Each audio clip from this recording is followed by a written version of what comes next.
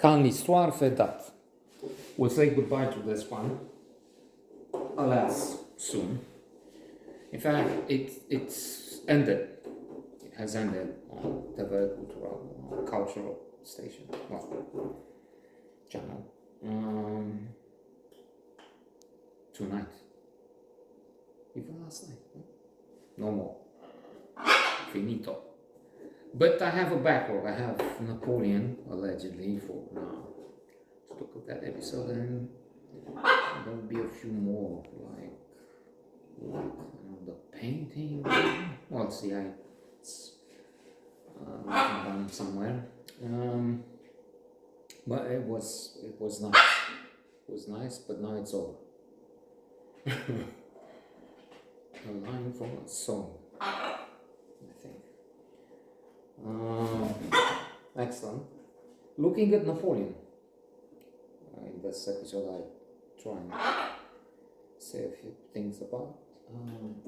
But like for the rest, looking from a different angle, from the other side too, if you will. Who said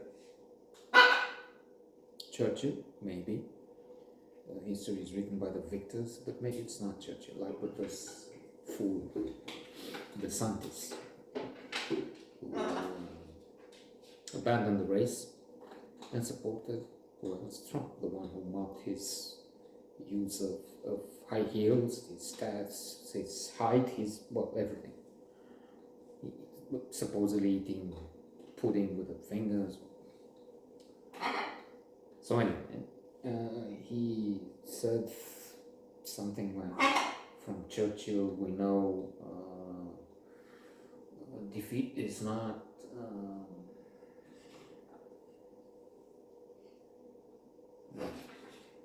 final. Something which was not, they looked, it was not Churchill, society dedicated to Churchill heritage.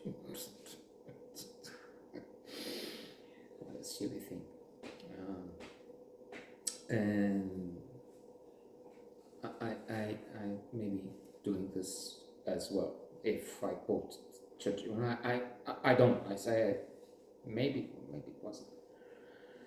And so we have this excellent historian presenting the Russian side.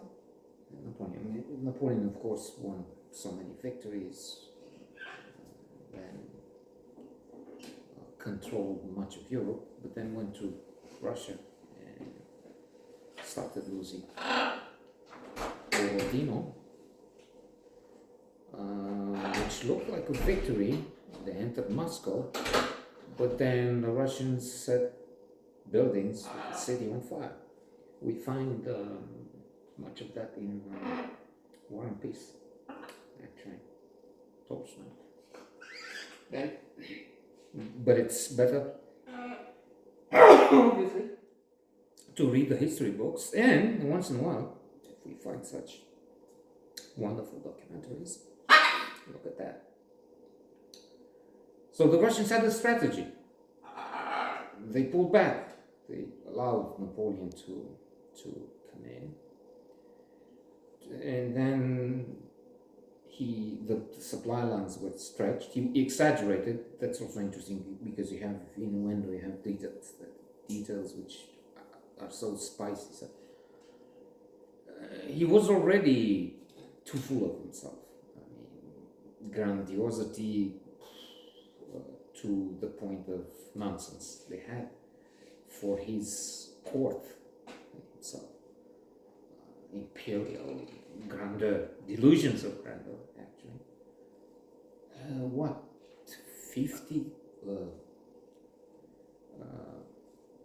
carts taking more, I don't know, but an incredible opulence and stupidity, ultimately. You're going to war if not wine, champagne, luxury and silliness. In the end,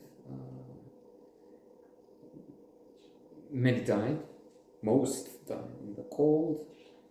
They retreated. They had had to fight the Russians, something like what we call today the guerrilla fighting, I guess, and harassing always, and the glorious French army. We also have some quote from some contemporary historian or commentator, if you will, talking about the best horses of Europe, the best men, shining, glorious, is crossing, and on the way back it was calamity. So Stalin would later refer to the defeat of Napoleon when he was fighting the Nazis, because jumping in time, of course, Hitler would send his armies and they would more or less meet with the same fate. Catastrophic defeat.